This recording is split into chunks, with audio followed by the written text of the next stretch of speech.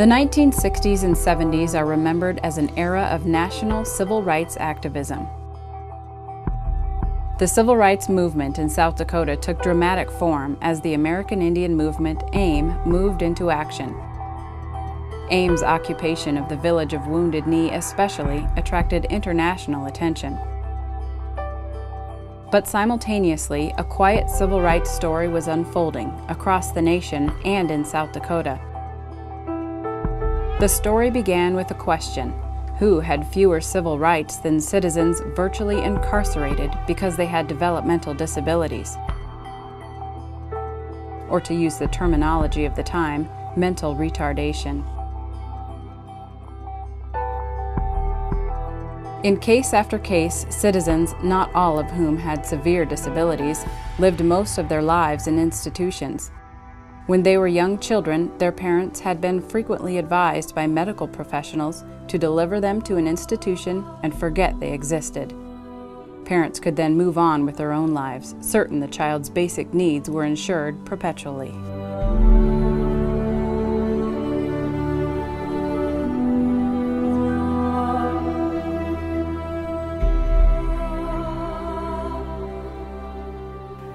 In the years that Todd was born and before that, doctors didn't think that you should bring these kids home. They would tell you if you had a child that had something wrong, just put them in an institution and forget about them. And it always amazed me that the number of admission documents that said, when the family was asked, why are you placing this person at the developmental center, the responses were often, my doctor or my minister or some other significant person in the community has recommended that we place this person at the institution and just forget about them. Because they'll cause all kinds of problems in your family and so forth. And I think a lot of people did that. They just put their kids away and never saw them again. And that's such a sad thing, I think. I regard Todd as a gift, truly a gift. And I think a lot of parents missed a lot of things by putting their kids away like that. Yet even Todd was temporarily placed at Redfield because there were no community-based options for him.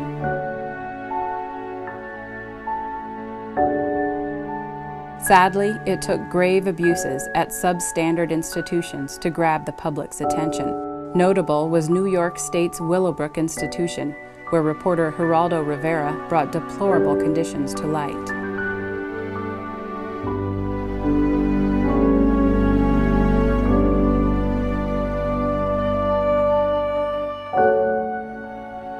Powerful voices called for reform. Our institution, even though it got up to over 1,200 people at Redfield, I don't think ever kind of got that negative kind of attitude that prompted a lot of the class action lawsuits in other states. Rather, South Dakotans came to consensus that deinstitutionalization was the right thing to do, and they launched a grassroots movement.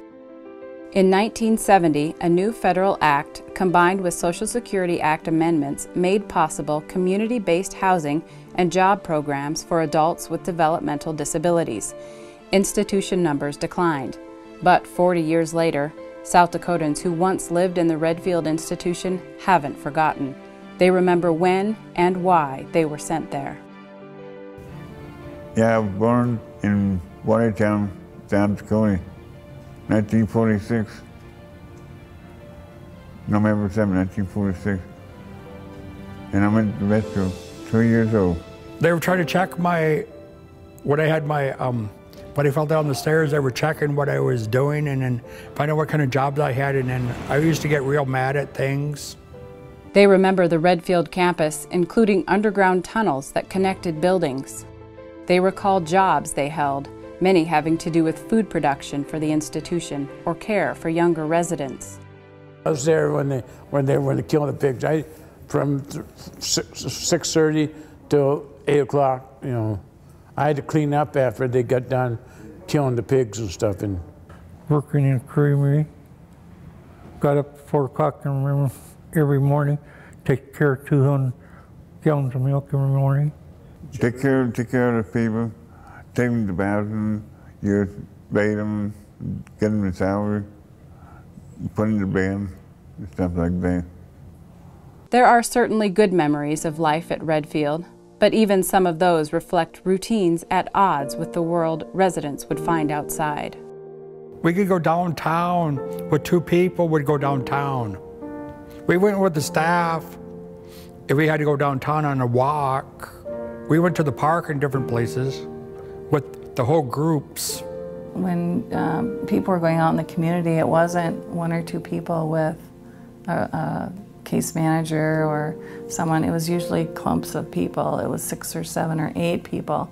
And they were very used to that, coming from the institution as well. And that's one of the things we've really tried to change is, you know, each person is an individual. Like all of us, these people can recount stories of favorite adventures, even Redfield escape attempts. I went to Madison, to go down there. I stayed overnight that time. And, you know. Did you hop on a train or did you hitchhike? Yeah, no, I hit the train from Redfield to Madison, so, okay. You know. But I come back after that, so. Did you come back or did they come and get you? They had the policemen come and get me. There can be no doubt that some former Redfield residents fully understand their place in history. So they could make it out in society. That's why they put them into all the institutions in the whole country now. That's what they did.